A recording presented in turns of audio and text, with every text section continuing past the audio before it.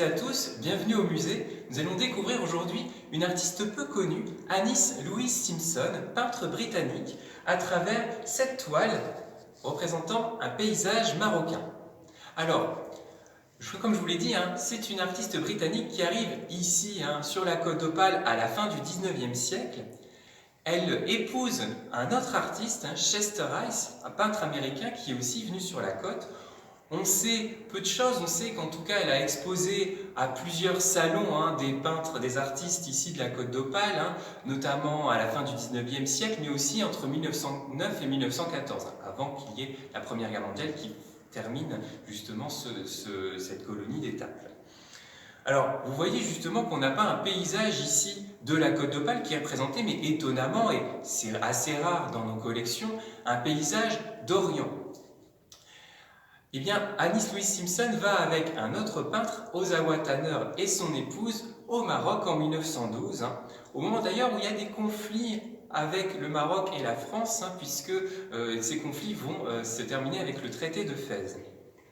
Alors, on sait justement qu'ils y vont, mais on peut se demander pourquoi ils vont plutôt peindre le Maroc plutôt que la Canche ou les coins ici de la Côte d'Opale.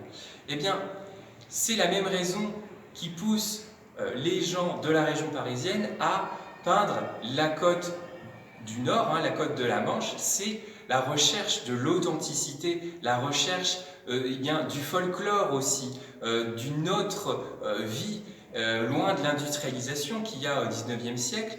Et bien là, c'est pareil, l'Orient attire les artistes depuis même le XVIIe siècle. On recherche justement ces couleurs différentes, cette vie.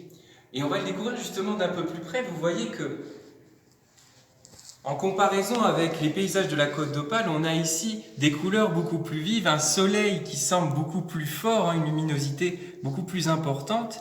Et puis, vous voyez beaucoup de couleurs ici. On a une palette assez variée qui va du bleu au vert, au violet également, au orange.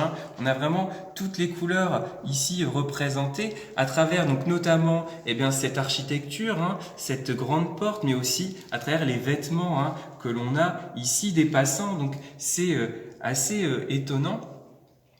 Et vous voyez que cette toile n'est pas montée sur châssis, ce qui est aussi une autre originalité. Elle a été restaurée par une restauratrice l'année dernière pour être présentée prochainement, on l'espère. À très bientôt en tout cas au musée. D'ici là, regardez les vidéos sur notre page Facebook et notre page YouTube. À très bientôt et prenez soin de vous.